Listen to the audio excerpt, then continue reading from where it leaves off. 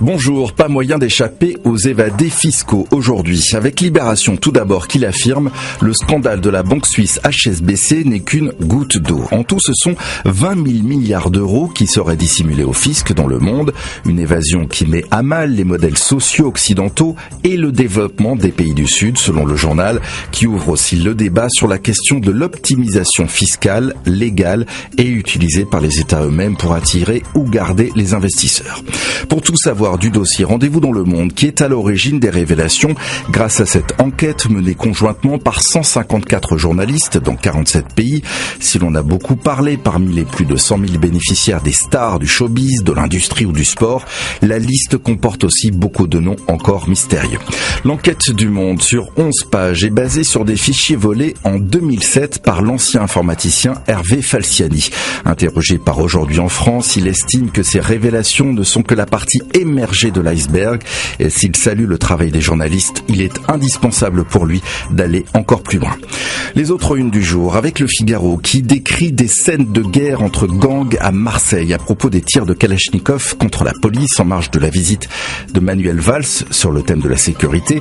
L'Humanité évoque de son côté une guerre d'une toute autre ampleur en Syrie et nous rappelle que si Kobané est libéré, la bataille n'est pas encore terminée. Le groupe État islamique contrôle des centaines de villages autour de la ville.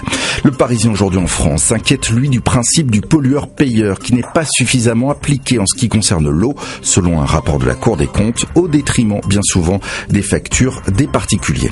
Aujourd'hui en France, qui en page intérieure fait la promo du vélo pour aller au boulot avec l'idée d'indemniser les volontaires. L'expérience est déjà menée dans des entreprises avec succès et le Sénat envisage une loi sur ce principe qui, au-delà de permettre de gagner un peu d'argent, permet surtout d'être en meilleure santé avec un taux d'absentéisme moins important chez les cyclistes selon cet article. Du rififi chez les Le Guenec que nous découvrons bien énervés dans Le Figaro. Ce couple de modestes retraités est jugé pour avoir gardé 271 dessins de Picasso dans un garage durant 37 ans. Ils affirment que le maître et son épouse Jacqueline leur ont donné ce trésor, estime aujourd'hui à 60 millions d'euros. La famille Picasso n'est pas tout à fait d'accord avec cette version. Un documentaire événement pour terminer à la une de Métro sur les harcelés de la récré, diffusé ce mardi sur France 2. Il doit permettre de dénoncer le calvaire de 400 000 élèves. Aujourd'hui en France rappelle que cette cause est également relayée sur un site internet spécial qui invite les personnes concernées par le harcèlement à prendre la parole et à signer un manifeste. C'est ainsi que l'on se quitte. À demain.